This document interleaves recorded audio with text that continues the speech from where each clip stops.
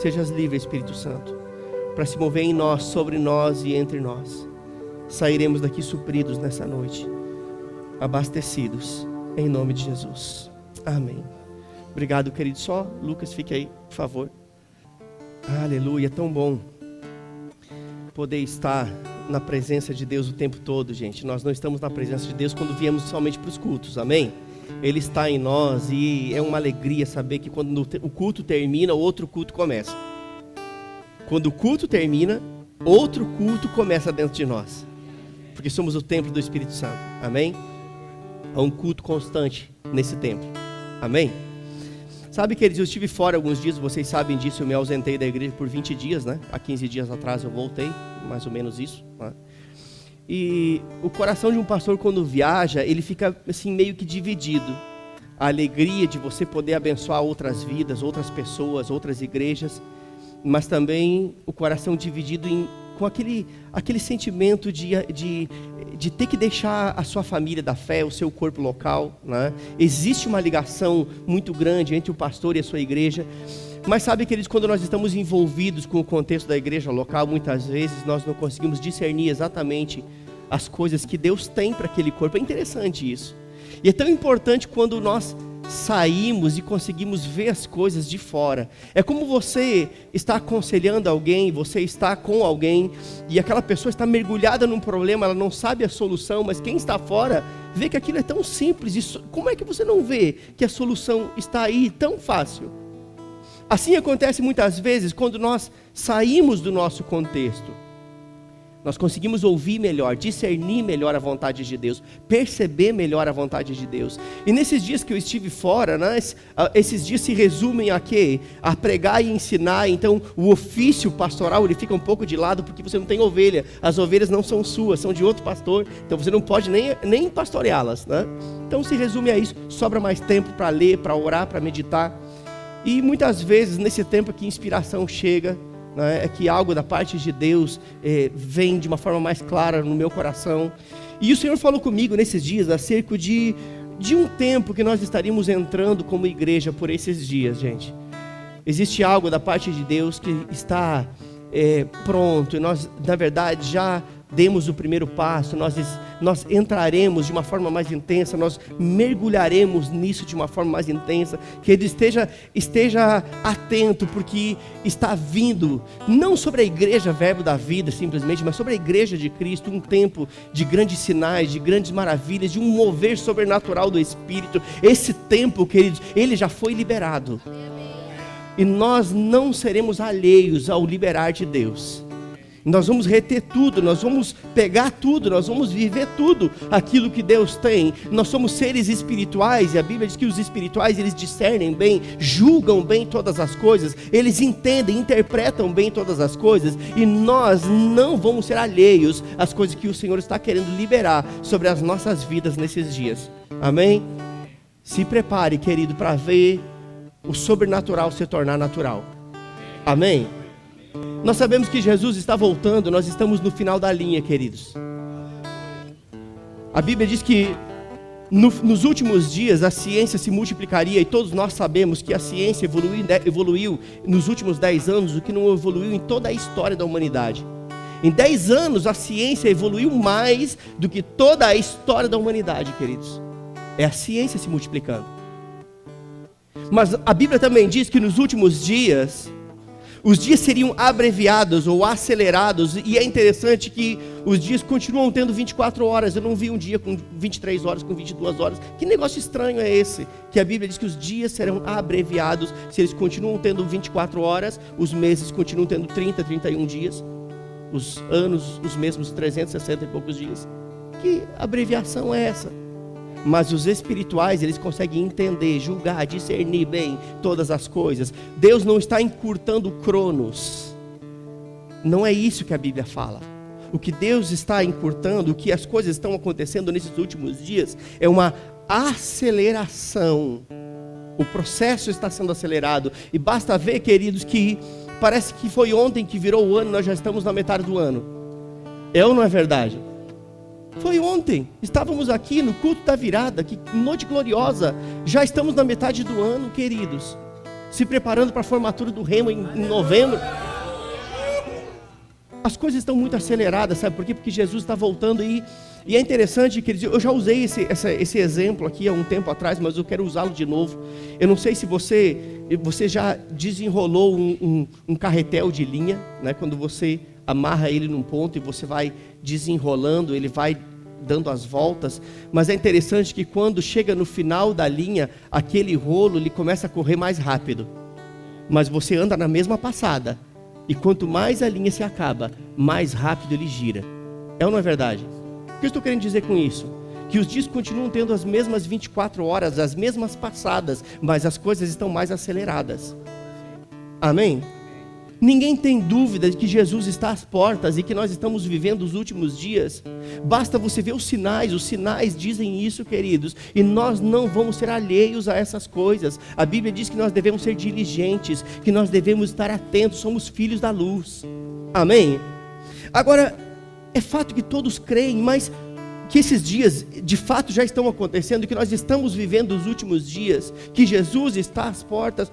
Você fala até com incrédulos, e até os incrédulos dizem, não, acho que os crentes têm razão, só pode que Jesus está voltando mesmo, para isso estar acontecendo. Até os incrédulos já estão crendo. Muitos incrédulos estão crendo mais que muitos crentes.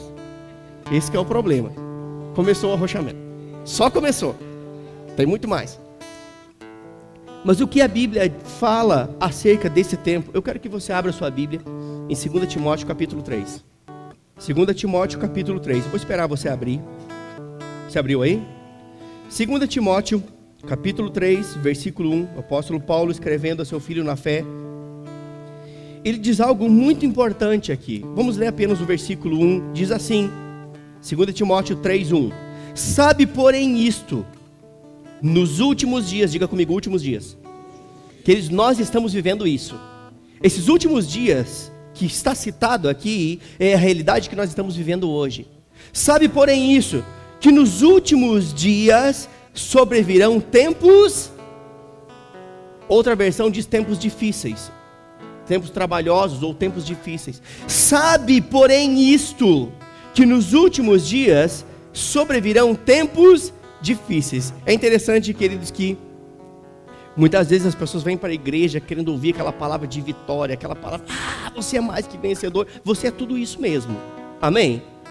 Mas a Bíblia, queridos, ela é o pacote completo, nós não podemos usá-la como self-service, eu quero isso eu não quero, isso me agrada, isso não me agrada. A Bíblia toda é equilibrada e ela é apta para corrigir, para ensinar, para instruir, e nessa noite nós seremos instruídos, corrigidos, exortados. Amém? Aleluia! Então a Bíblia diz que nos últimos dias, estes que nós estamos vivendo, sobrevirão tempos difíceis. Agora para um pouquinho, olha para cá, e eu quero que você entenda algo. Por causa da má interpretação desse texto, ou esse texto interpretado de forma equivocada, muitas pessoas, elas acham que esse tempo é tempo de escassez, é tempo de falta. Esses últimos dias, tempos difíceis, significa que nos últimos dias seriam dias de escassez, que seriam dias de falta, e muitos que eles pasmem, por causa da ignorância a esse respeito, eles até estocam comida e água. Nós conhecemos pessoas que fazem isso. Água engarrafada, guardada. Alguém já sabe de alguém que faz isso? Levante a mão aí, quero te conhecer. Olha quantas pessoas conhecem pessoas que guardam água, guardam feijão nos litro pet para os carunchos não pegar. Se você guarda para que o bicho não pegue e você coma no mesmo ano, tudo bem. Mas se você está aguardando, esperando a volta de anticristo, queridos, nós não vamos estar aqui para ver ele voltar, não. Amém? Muitos, queridos, por interpretar esse texto de forma errada, fazem isso. Guardando água, guardando comida, não. Queridos, aquilo que... Vamos pensar que isso seria real. Que nós teríamos que guardar água e comida por causa dos tempos difíceis dos últimos dias. Se água e comida fosse algo que fosse escasso, ele se tornaria mais precioso do que ouro. Logo não poderia estar na sua casa, senão sua casa seria assaltada. E seria um problema de bênção. É ou não é verdade? Pensa que ignorância. Então a má interpretação desse texto faz com que algumas pessoas entendam que os últimos dias serão dias de falta, dias de escassez. Agora veja bem, queridos, eu quero que você entenda algo. Jesus está voltando, e quando a escassez chegar, ela vai chegar, vai, a falta vai chegar, vai, mas vai chegar quando? Vai chegar durante o período da tribulação, e nós, a igreja do Senhor, não estaremos mais aqui. Então, se está guardando água e comida, talvez seja para aqueles que ficarem, para você não. Ou você tem dúvida da sua salvação, ou um ou outro. Agora, veja bem,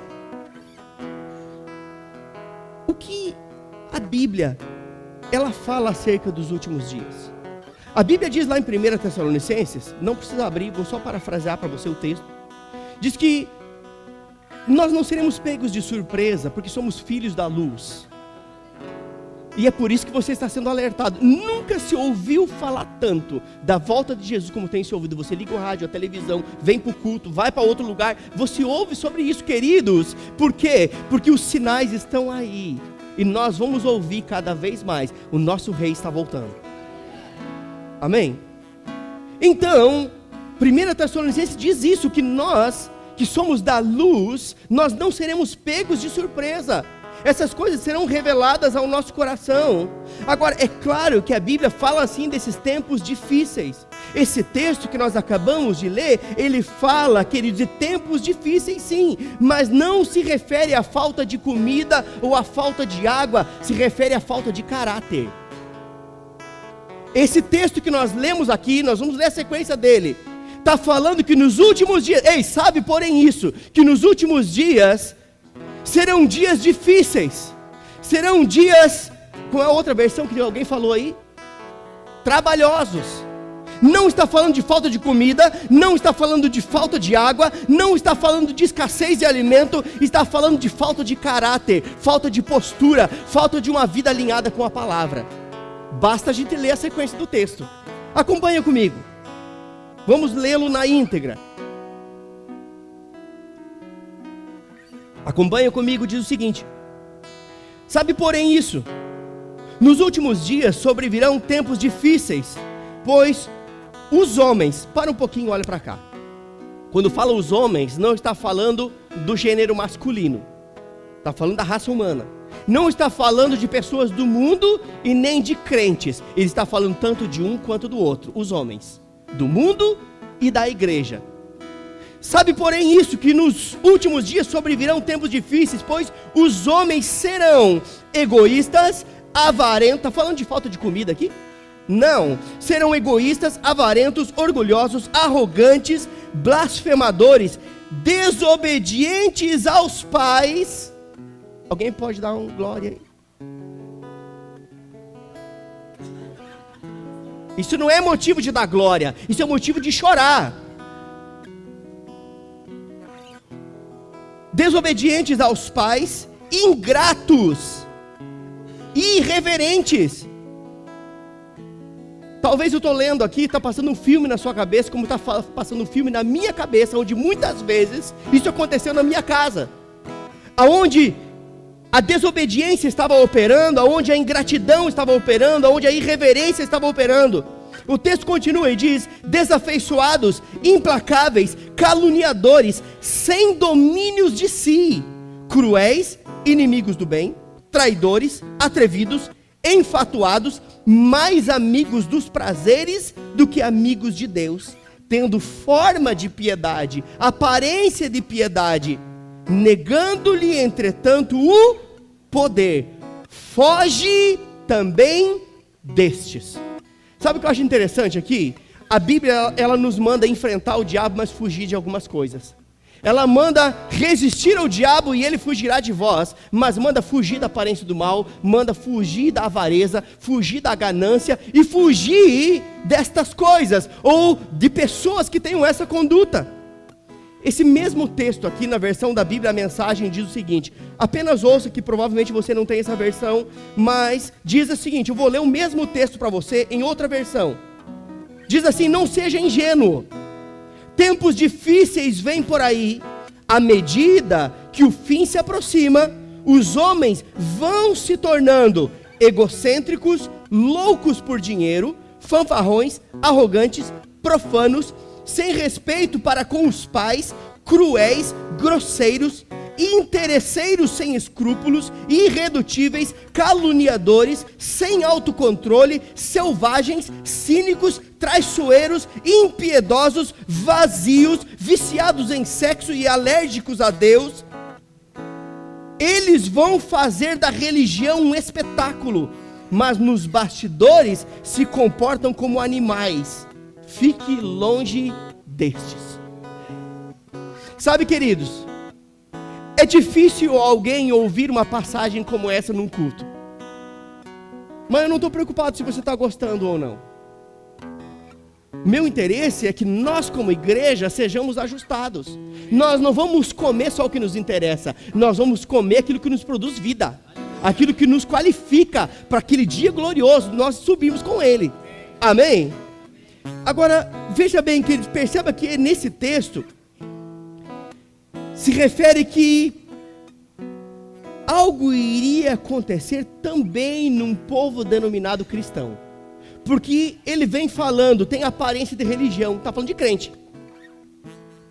Ele fala na versão anterior que é mais amigos dos prazeres do que amigos de Deus e tem aparência de piedade, aparência de religião, aparência de espiritual. Está falando aqui de um povo, no mesmo texto que fala os homens, ele se refere a um contexto geral. Homens de fora, homens de dentro da igreja.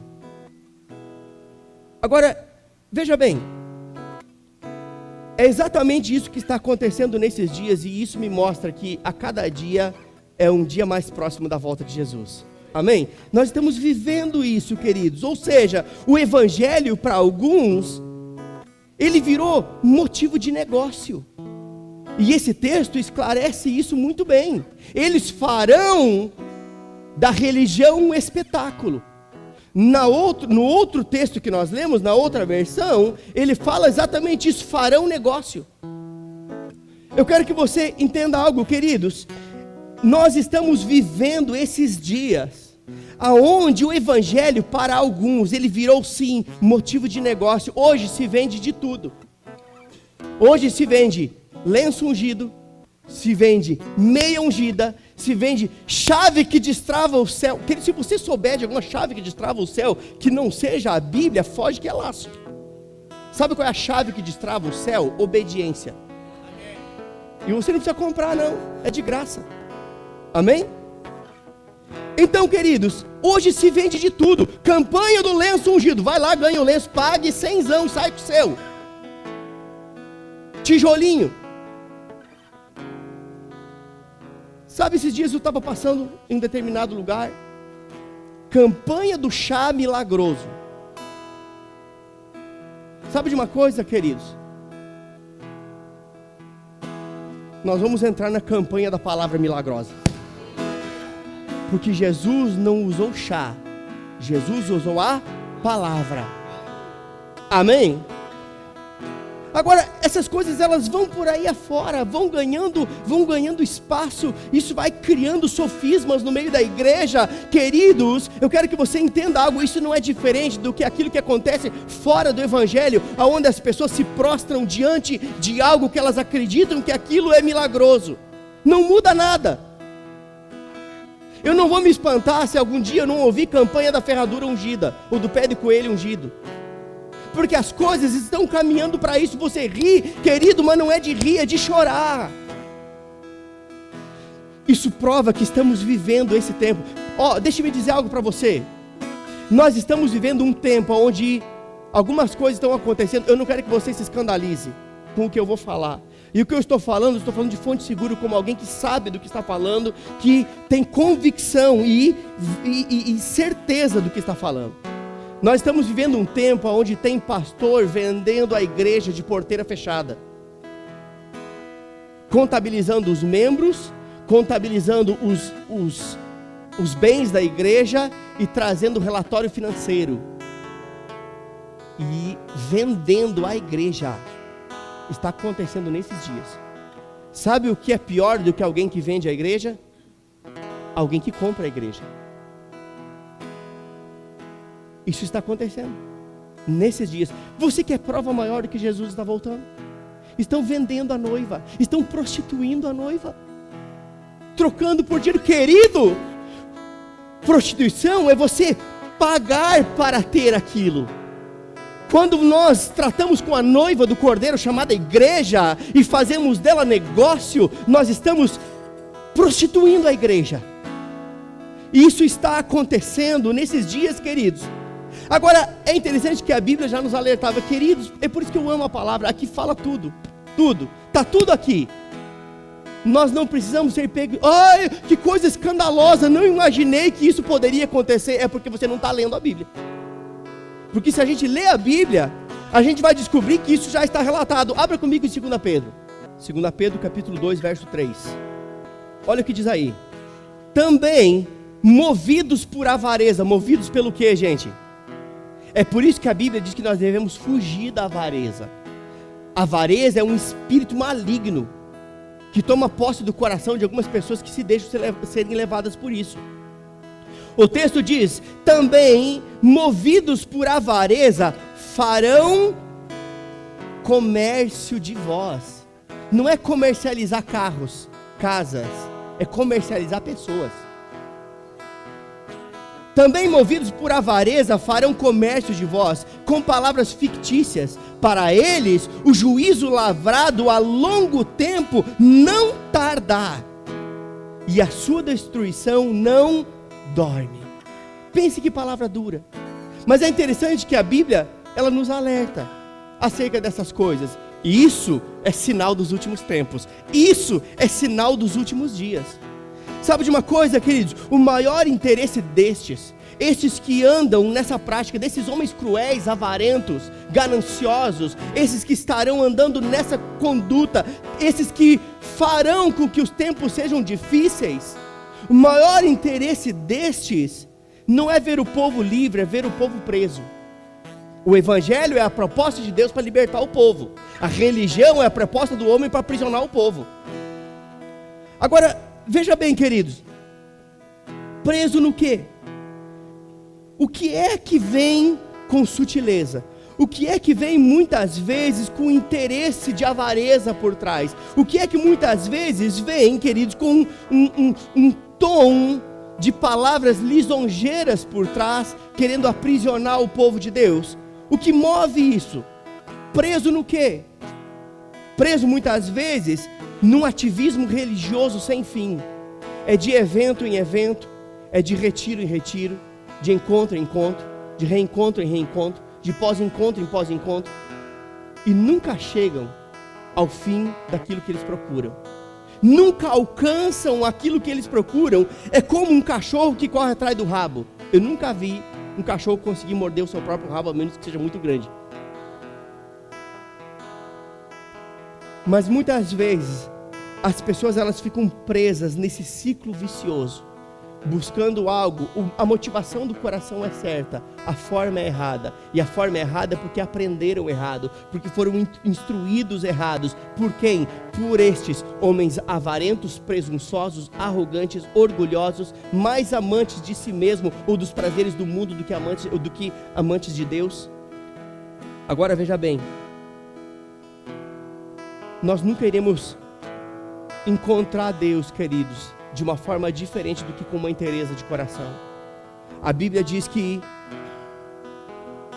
nós o buscamos e nós o encontramos quando o buscamos de todo o nosso. Você não encontra Deus através de uma apostila. Você não encontra Deus através de um método, de um sistema. Você encontra Deus através de um coração quebrantado, contrito e rendido. Buscar-me-eis e me encontrar. Deus não se esconde. Ah, Deus se escondeu de mim. Queridos, Deus não se esconde. Ele diz, me busque e você vai achar. Mas me busque da forma certa. Sabe, queridos, de fato nós estamos vivendo esse tempo. Agora, é interessante, queridos, que essa busca errada, ela vai nos levar a um lugar de inanição espiritual. Porque quando buscamos algo que não encontramos, e aquilo que nós buscamos é algo que nos alimenta e nós não conseguimos encontrar, o resultado disso é que eu vou enfraquecendo. E é por isso que Oséias diz o seguinte: o meu povo perece por falta de conhecimento. Sabe quando nós nos fortalecemos? Quando o conhecimento chega. Agora, queridos, veja bem, esse texto que nós começamos a ler aqui, de Timóteo, ele também fala que nos últimos dias o povo de Deus perderia o temor. Tem faltado temor no meio da igreja, queridos. Quando nós olhamos para Atos capítulo 2, a Bíblia diz que em cada alma havia temor. Eu não estou aqui para ser um acusador de plantão. Eu estou aqui para alertar o seu coração, me alertar pela palavra, para que nós possamos andar em temor de Deus, porque o temor de Deus é o princípio da sabedoria. Nos últimos dias, queridos, haveria escassez de temor, de reverência. Ou seja, nos últimos dias, fariam da religião um espetáculo. Lembra que eu li isso no texto? Na outra versão? O que significa isso? É fazer da igreja apenas um lugar de entretenimento. Ai, como é bom estar aqui, tem luz colorida. Tem até um batidão no sábado, jovem. Se você vem aqui pelo batidão, talvez quando você bater na porta do céu, não abra a porta. Sabe de uma coisa, queridos? Igreja não é lugar de entretenimento. Igreja é lugar de crescimento. Eu não sou contra essas coisas. Pelo contrário, o pastor Rafael sabe disso. Eu sou o maior incentivador. Desde que haja ordem e decência. Desde que haja uma proposta desses jovens serem atraídos, alcançados e serem levados a um crescimento. Amém? Esta é a proposta. Agora, a proposta inicial não é um lugar de entretenimento, porque aquele texto que nós lemos diz que por causa disso, eles perderam o poder. Queridos, quando a igreja perdeu o poder, pode fechar as portas. Perdeu a proposta, o propósito pela qual ela existe. Uma igreja, ela precisa andar em poder, porque o evangelho é o poder de Deus para a salvação de todo aquele que crê. Não venha até vós com palavras persuasivas de sabedoria humana, mas em demonstração do Espírito e de poder. Quando nós abrimos para essas coisas, a consequência disso é perder o poder. Ficamos vazios, como aquele texto que nós lemos. Agora, queridos, veja bem, esse mesmo texto fala que nesse tempo os homens, eles seriam mais amantes dos prazeres do que amigos de Deus. Parece algo tão pesado isso, mas eu vou esmiuçar isso, você vai entender com clareza o que o texto está querendo dizer. Diz que nesse tempo, os homens sim, não todos, alguns, eles seriam sim mais amigos dos prazeres do que amigos de Deus. Numa outra versão diz o seguinte, que como animais se entregariam aos prazeres sexuais. Como animais. Na verdade, nós estamos piores do que animais, porque eu nunca vi um cachorro namorando outro cachorro. Mas já vi homem namorando outro homem. Nunca vi uma cadela namorando outra cadela, mas já vi uma mulher namorando outra mulher. Estamos piores. Agora, veja bem, queridos, eu li algo essa semana, eu fiquei, na verdade dizer que fiquei chocado, mas não fiquei chocado, eu fiquei mais alerta e mais convicto de que nós estamos vivendo os últimos dias. É interessante, queridos, que eu estava lendo essa semana acerca de um casal de pastoras. Não, você ouviu bem isso mesmo que eu falei. Casal de pastoras. 2 mulheres. Um casal de pastoras que está promovendo a primeira balada gospel gay. Alguém leu essa reportagem aí? Mais alguém leu? Uma pessoa leu. Não é um casal de pastores, homem e mulher. Um casal de pastoras. Está promovendo a primeira balada gospel gay. Para estes, certamente haverá o inferno gospel esperando. Eu sei que é duro o que eu estou dizendo, queridos, mas é importante ouvir essas coisas, porque nós não somos desse mundo, nós não somos regidos por esse mundo ele não dita as regras da nossa vida, nós somos regidos pela palavra de Deus. Amém? Agora, queridos, o texto que nós lemos sobre esses tempos difíceis dos últimos dias, ele também fala que nesse tempo os homens, eles não teriam domínio de si mesmo. Nós lemos isso naquele primeiro texto, que os homens não teriam domínio próprio, não teriam domínio de si mesmo. E nós sabemos que o domínio próprio é fruto do... Então, se está falando de não ter domínio próprio, ele pode estar falando de alguém que está de fora e naturalmente não terá domínio próprio, mas está falando de alguém de dentro da igreja que tem o fruto do Espírito, uma faceta do fruto do Espírito chamado domínio próprio, mas não está ativo, não está ativando essas coisas. Agora, veja bem, queridos, nunca a falta de domínio próprio ao acessar a internet causou tanto estrago no meio das famílias.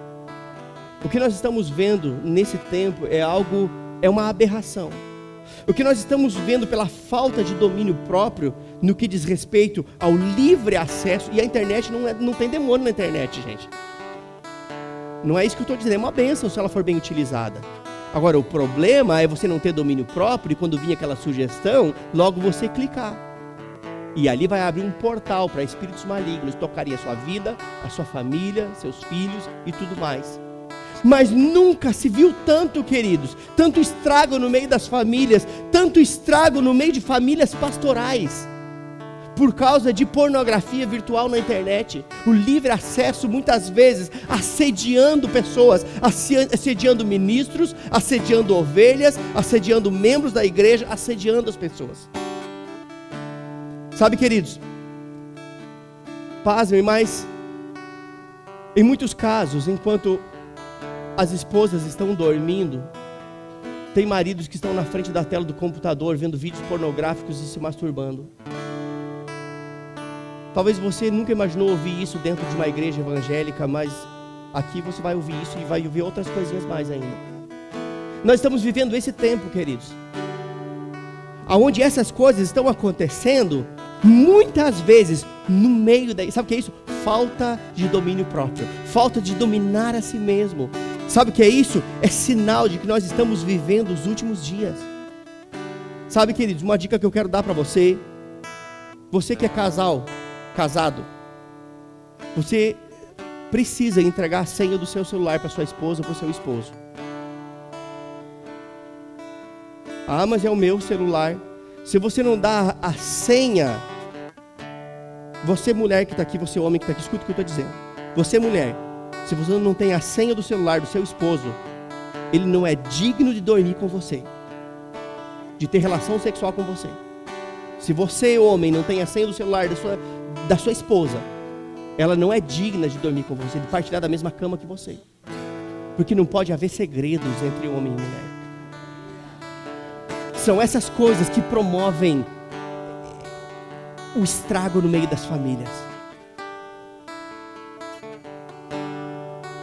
Sabe, queridos, o que nós estamos vendo nesses últimos dias é que o povo de Deus, o povo crente, cada vez menos está lendo a Bíblia. Ele está lendo cada vez menos, ele está orando cada vez menos e ele está acessando cada vez mais. Está lendo cada vez menos, ele está orando cada vez menos e ele está acessando cada vez mais. Eu estou dizendo que acessar uma rede social é pecado? Não, eu mesmo tenho.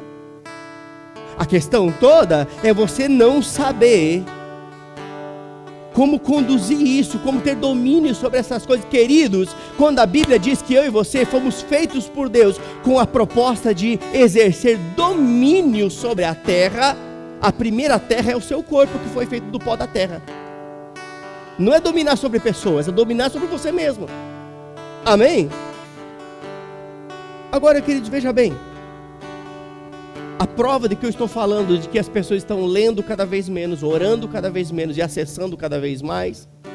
A prova disso, queridos, é que grande maioria dos crentes acha caro investir R$100 numa Bíblia de estudo, mas não acha caro investir R$1.000 num celular moderno. Não precisa levantar a sua Bíblia, não vou fazer isso agora não. Mas isso é prova. Ou R$130 uma Bíblia, que caro. Que tem Bíblia de R$3 se você quiser. Mas não vai ter as ferramentas que você precisa para você crescer.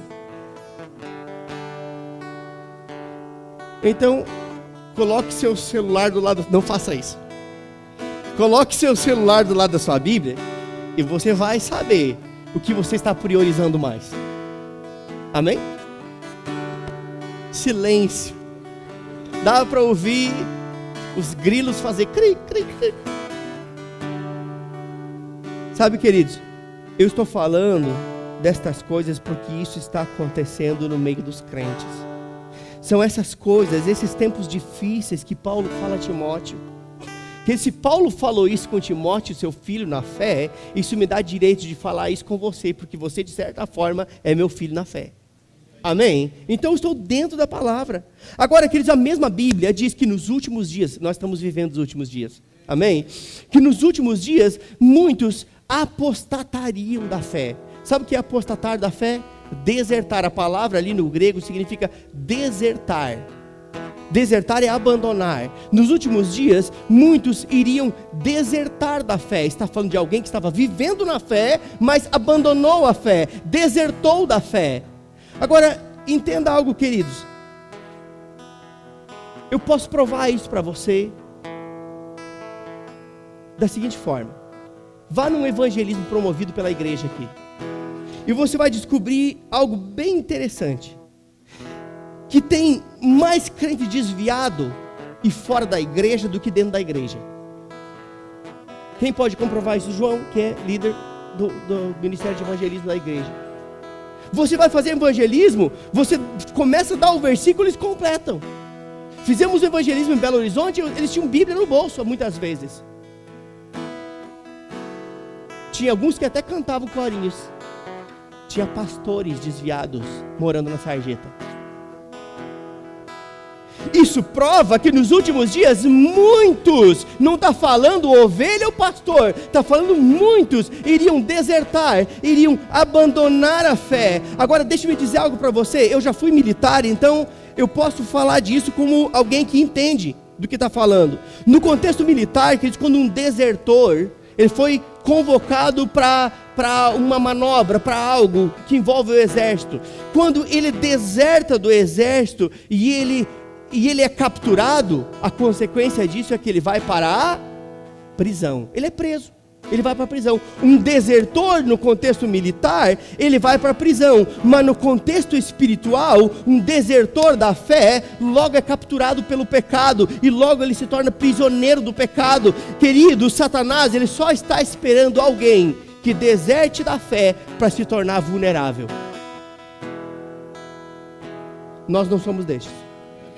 A palavra de hoje, que eles não é... Ela pode ser vacina para alguns, remédio para outros. Porque eu estou ouvindo essas coisas para imunizar você. Amém?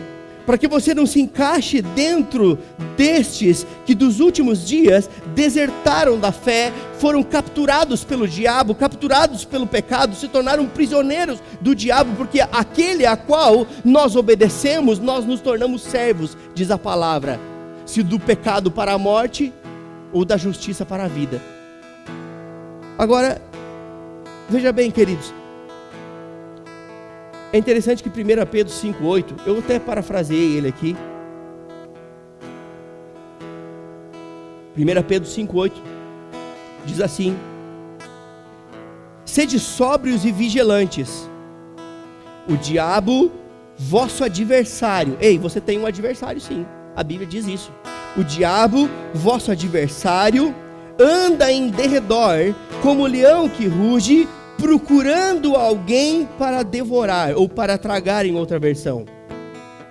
Agora, a Bíblia diz que nós não devemos ignorar os ardis do diabo. Ardis é plano, é intento. Nós não devemos ignorar os planos do diabo. Sabe de uma coisa? O diabo é muito mais inteligente do que muito crente. É verdade. Sabe por quê? Porque a Bíblia diz que o diabo, ele está ao derredor esperando alguém para tragar. Ele está numa posição de alguém que está aguardando algo para ser efetivo. É ou não é verdade? Ele está fazendo o errado, mas não dá para negar que ele está sendo inteligente no que ele está fazendo. Em contrapartida, tem muito crente que está desviado, desigrejado e se tornou alvo fácil. Nesse caso, o diabo é mais inteligente do que aquele crente. O pessoal não está nem respirando hoje. Sabe, queridos, de fato nós estamos vivendo esse tempo. Estamos sim vivendo esses últimos dias, mas é interessante, queridos, que dentro de todo esse contexto negativo que foi falado até aqui, eu creio que nós fazemos parte da geração do arrebatamento. Baseado no que você diz? Baseado nos sinais, baseado nos alertas, baseado no que a Bíblia diz. Queridos, nós já podemos perceber espiritualmente o cheiro da chuva chegando. Amém? Nós estamos vivendo esse tempo. Jesus de fato está às portas. Mas sabe, queridos, nesse mesmo tempo de tantas coisas ruins que iriam acontecer, tempos difíceis, tempos trabalhosos, nesse mesmo tempo os remanescentes serão levantados. Sabe por que essa palavra está chegando? Para tornar você um remanescente fiel, para tornar você um crente fortalecido no Senhor, para tornar você alguém que sabe exatamente aonde quer chegar. Amém? Nesse mesmo tempo, os remanescentes fiéis, eles serão levantados. Queridos, eu e você, nós vamos viver, nós vamos fazer parte do grande e último avivamento. Amém? Eu creio nisso. Sabe, queridos, muito se fala hoje sobre os avivamentos que aconteceram. Falam dos avivamentos da Rua Azusa e tantos outros que aconteceram, mas esses aconteceram e passaram. Lá não tem mais avivamento, passou, foi embora. Foi uma bênção? Foi. Trouxe benefício? Trouxe.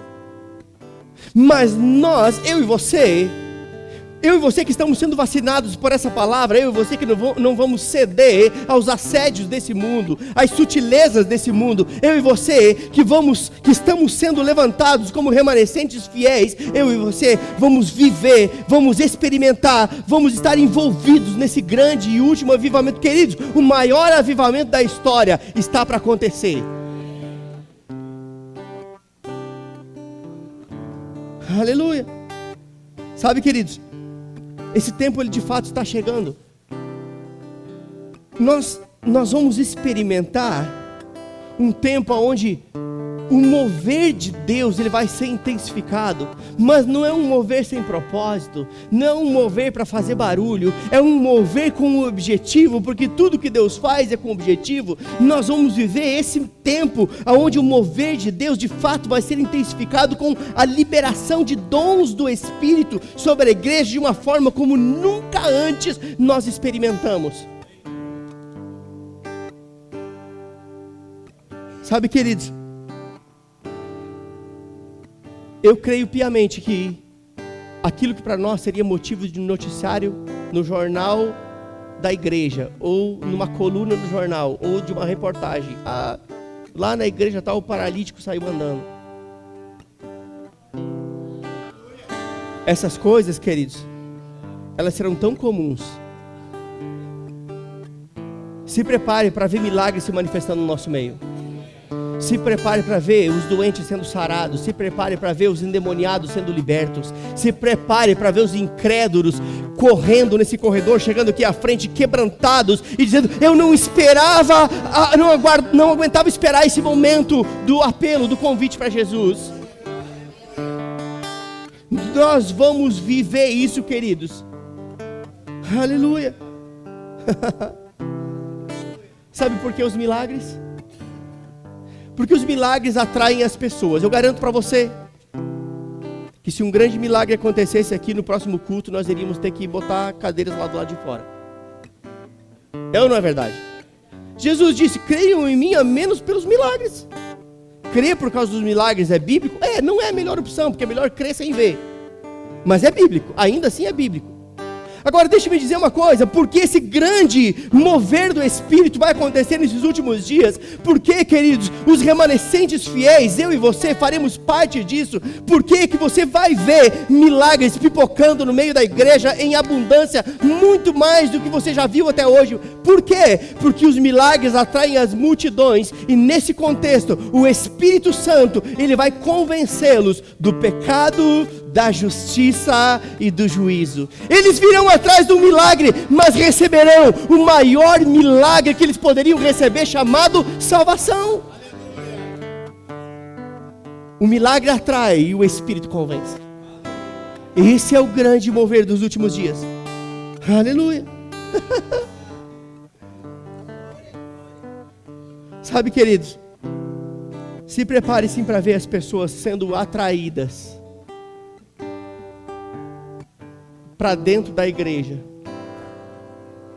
por causa de uma presença tão poderosa do Espírito, que elas passarão aí na frente, e na frente de outras igrejas também, que estão entendendo esse grande e último mover dos últimos dias, e estão envolvidos com isso. Se prepare para ver pessoas passando na frente e sendo atraídas. Eu não sei, algo me atraiu aqui para dentro, querido. Nós já temos testemunhos aqui de pessoas que estavam passando e disseram: eu senti vontade, eu senti o desejo, eu entrei. Houve um caso uma vez de alguém que entrou aqui na hora do apelo, ele nem ouviu a palavra. Não foi um, não foi dois, não foi três, já aconteceu alguns. Se prepare para ver as igrejas que entenderam o momento espiritual que nós estamos vivendo, desfrutando desse grande mover.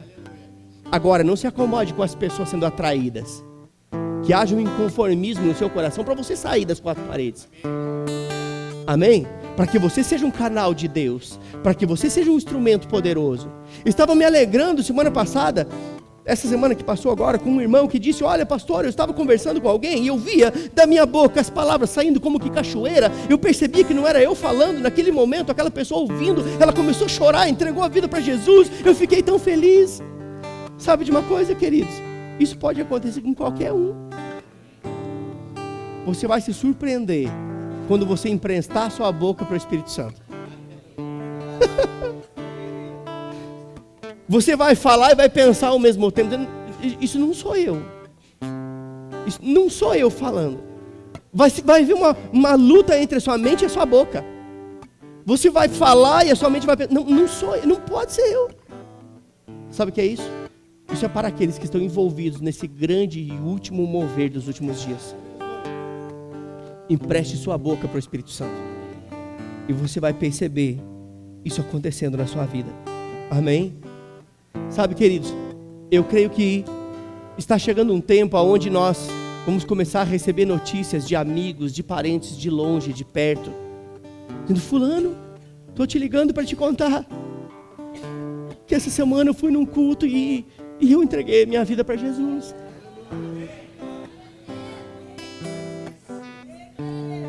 Estava no meu trabalho, entrou um funcionário novo lá, eu nunca vi ele mais gordo, e ele começou a falar desse Jesus que tu fala, e eu conheci, eu entreguei a minha vida. Ei, se prepare, seus amigos, seus parentes, os de perto, os de longe.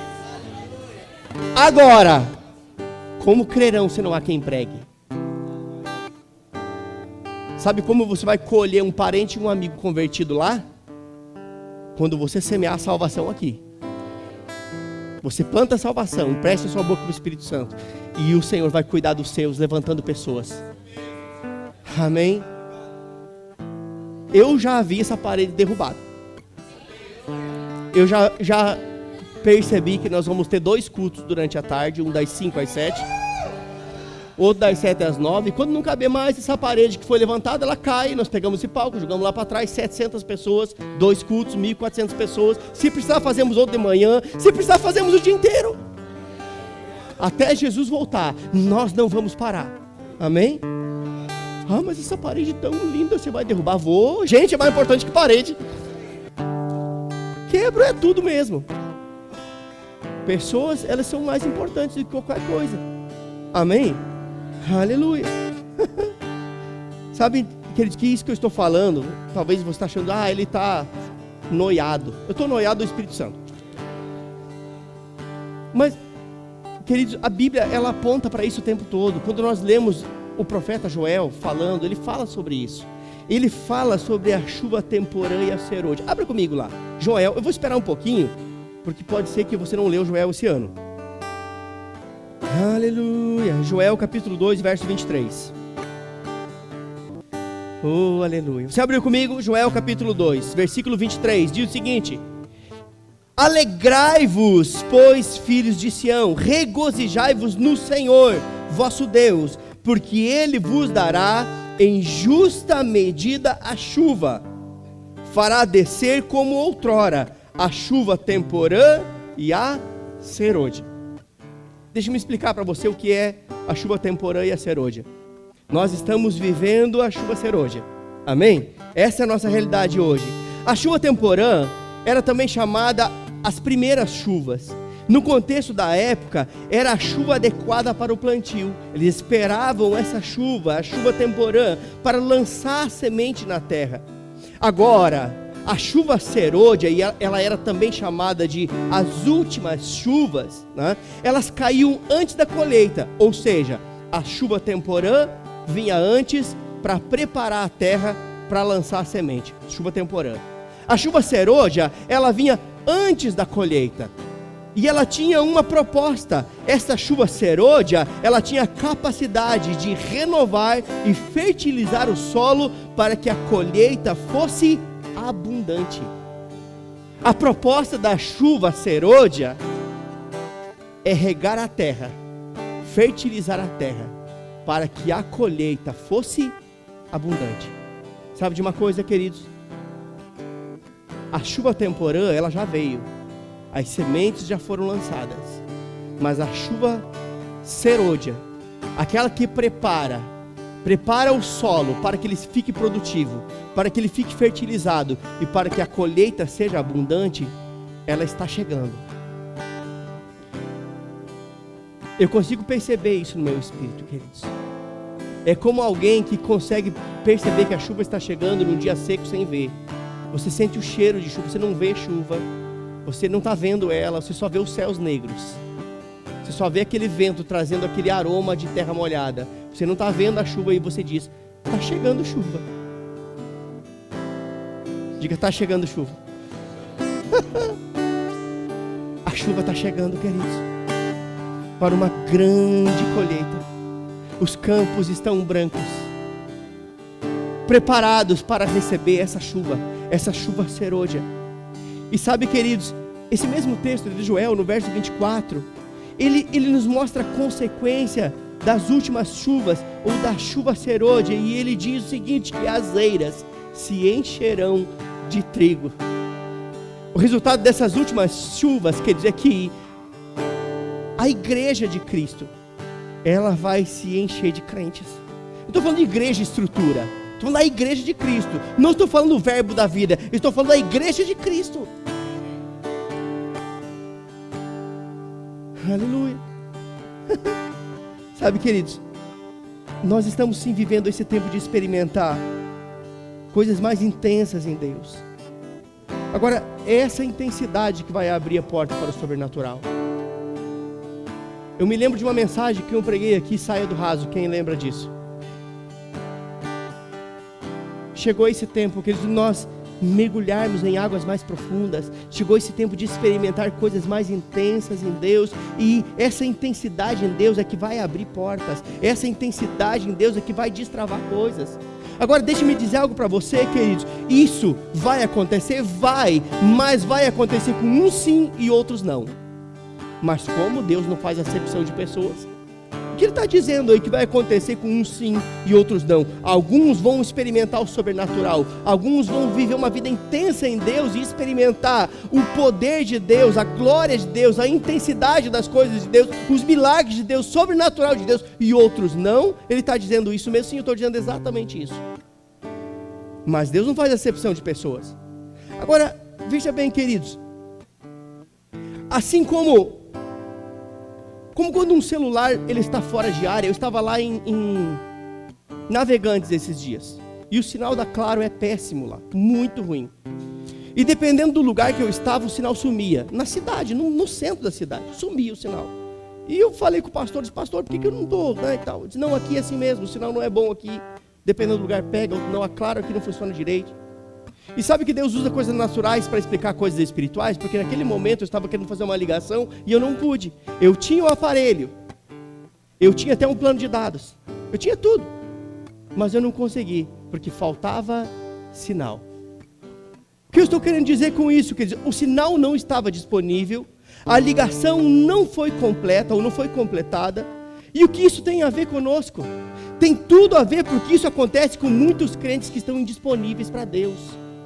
O sinal não completa, ele tenta, mas ele não consegue se conectar, ele não consegue ter as respostas, ele não consegue ter os resultados, porque assim como um celular sem sinal não completa a ligação, um crente que está indisponível para Deus, ele não vai se conectar com as coisas que são espirituais, logo ele não vai ter aquilo que ele tanto deseja. Ou seja, queridos, não basta você ser crente. Ser crente é uma bênção, mas o desejo de Deus é que você vá além do que isso. O desejo de Deus é que eu e você estejamos disponíveis para Ele. Sabe, queridos, todos nós temos a expectativa de que Deus esteja disponível para nós, para atender as nossas necessidades, suprir as nossas expectativas. Mas você já parou para pensar que Deus tem expectativa de que você esteja disponível para Ele? Filho, eu preciso de você. Tem alguém do seu lado que precisa ouvir de Jesus. Você está disponível? Está lá pensando no Zap, Facebook, não sei o que e tal. E aí? Indisponível. Às vezes está na igreja e Deus está com um milagre na fila, pronto para sair. Esse aqui é para o Joãozinho. Você tem algum Joãozinho aí? Eu só estou ilustrando.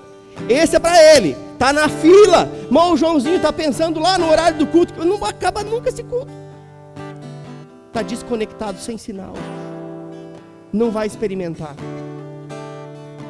Sabe, queridos, nós precisamos ser mais do que crentes ouvintes, nós precisamos ser crentes praticantes da palavra. Deus deseja que eu e você, queridos, sejamos esses que praticam a palavra. Amém? Aleluia. Agora, veja bem, queridos, por que é que Deus deseja que nós estejamos disponíveis para Ele? Porque pode ser que em algum momento Ele te peça algo. Pode ser que em algum momento, queridos, Deus possa pedir algo para você. E quando se fala em Deus pedir algo para você, 99% das pessoas, lá vem ele falar em dinheiro.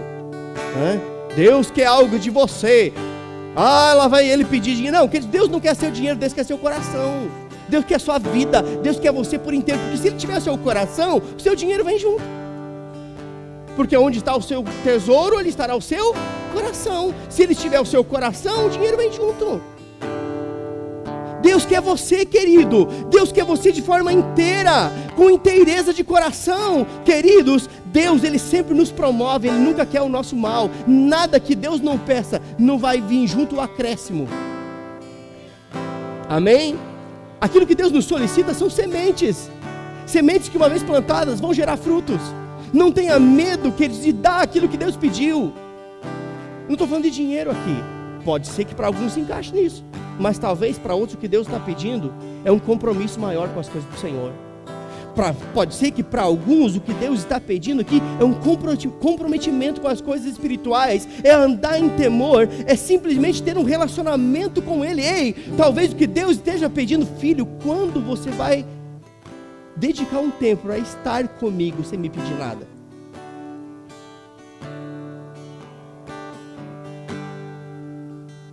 Sabe de uma coisa, queridos? Nós não somos mendigos espirituais que se achegam a Deus simplesmente para pedir alguma coisa. Deus tem mais para dar do que nós temos expectativa de receber. Quando nós nos achegamos a Ele com a motivação correta, certamente não sairemos de mãos vazias. Amém? Aleluia. Agora, sabe, queridos, esse relacionamento que o Senhor deseja conosco é algo tão poderoso, porque é no relacionamento que nós conseguimos entender a vontade de Deus, que é boa, agradável e perfeita. É no relacionamento com Ele que direcionamento chega, orientação chega. E sabe, queridos, eu moro numa casa que é 2 andares e o roteador ele fica lá em cima, no primeiro andar, no último andar, na verdade. E quando nós entramos no nosso quarto, eu e minha esposa, o sinal lá é bem fraquinho, ele quase some. E nós conseguimos abrir coisas bem básicas, coisas bem comuns, coisas leves. Mas quando você precisa abrir um arquivo mais pesado, nós temos que pegar, atravessar o corredor, ir lá para a sala, perto da escada e ficar lá até que aquele arquivo pesado ele se abra, porque eu estou mais perto do roteador. O que eu estou querendo dizer com isso? Que muitas vezes nós estamos acessando só as coisas superficiais em Deus.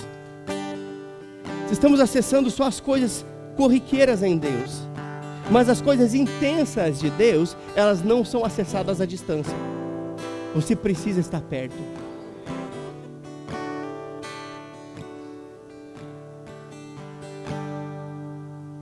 E estar perto, querido, vai muito além do que você viu nos cultos da igreja. Estar perto implica ter um relacionamento com Ele. Aleluia. Eu preciso terminar isso aqui. Aleluia. Aleluia. Sabe, querido, eu vou fazer uma pergunta para você não responder, só para você fazer uma autoavaliação. Como é que está a sua conexão com o seu Pai? Como é que está a sua conexão com Deus? Que nível de conexão espiritual você estabeleceu com Ele? O que você está conseguindo acessar? Nós recebemos uma palavra aqui tão poderosa nessa noite, que nos alertando que nos últimos dias sobrevirão tempos difíceis, trabalhosos. Os homens serão avarentos, presunçosos, orgulhosos, amantes de si mesmos, mais amigos dos prazeres do que amigos de Deus. Mas eu e você não somos destes. Eu e você somos daqueles que estão conectados. Sabe, queridos? Pode ser que nós estamos congregando. Pode ser que até fazemos o rema. E ainda assim pode ser que o nosso sinal de conexão com Ele esteja picando. Porque comunhão com Deus vai além do que esses momentos. Apocalipse 3:20 foi escrito para crente. Não foi para incrédulo.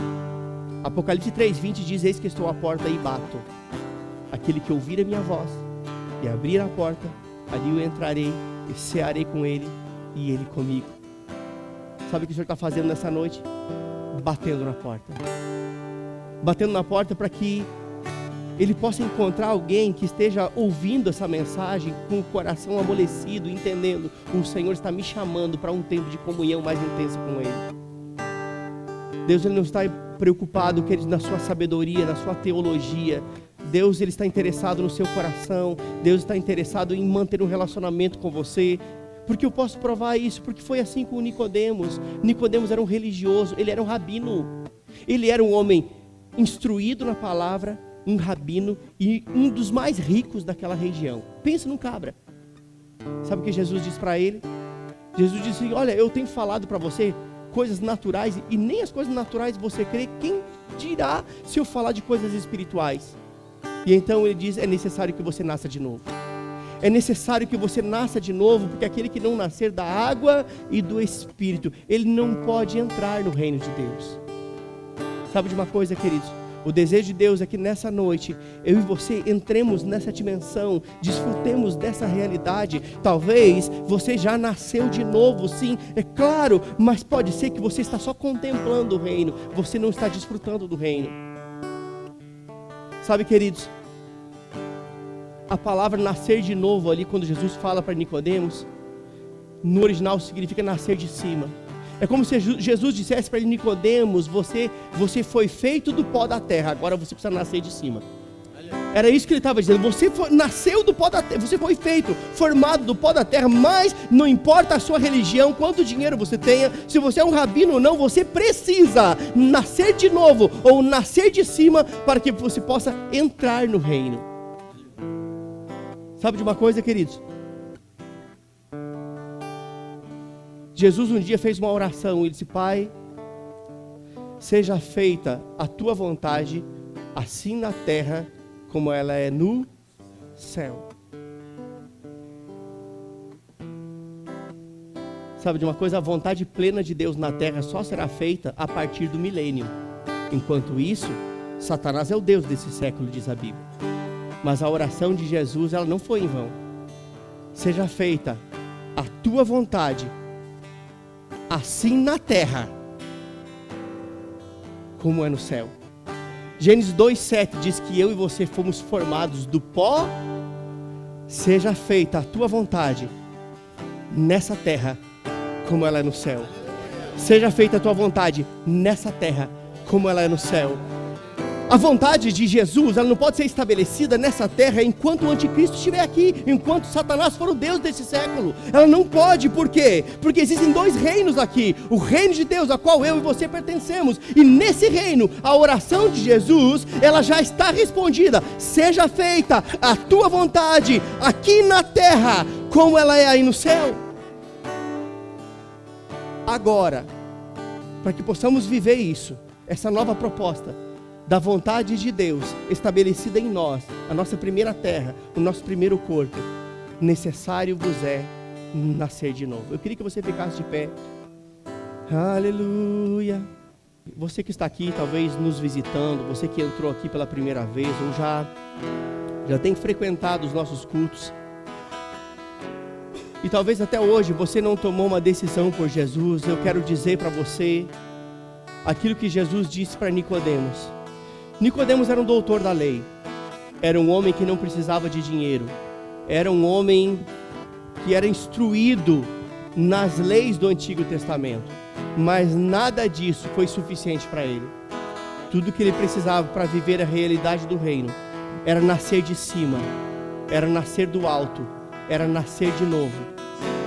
E nessa proposta, é dentro dessa proposta que a vontade de Deus, a qual Jesus orou, dizendo que a vontade dele fosse feita na terra, como ela é no céu, ela se torna de fato prática. Existe algo da parte de Deus para que você possa viver uma nova proposta de vida. Nós estamos vivendo sim tempos difíceis, estamos vivendo tempos trabalhosos, como nós lemos aqui, queridos, mas nós não precisamos ficar sofrendo durante esse tempo, nós não precisamos ficar temerosos quanto a esse tempo. Tudo que nós precisamos entender é que existe uma realidade superior, uma proposta superior que nos foi dada da parte do Pai, para que nós possamos viver nessa terra de uma forma segura, de uma forma suprida, de uma forma guardada pelo Senhor. E sabe qual é a proposta do Senhor? Venham a mim todos aqueles que estão cansados e sobrecarregados, porque eu tenho alívio para vocês. Jesus disse isso. Venham a mim. Venham a mim, você que está cansado, venha a mim, eu tenho descanso. Você que está sobrecarregado, venha a mim, porque eu estou pronto a tirar de você esse peso e essa carga. Venham a mim, todos os que estão cansados, sobrecarregados, e eu assumo o compromisso de dar alívio a vocês. Aprendei de mim, que sou manso e humilde de coração, e encontrareis descanso para as vossas almas.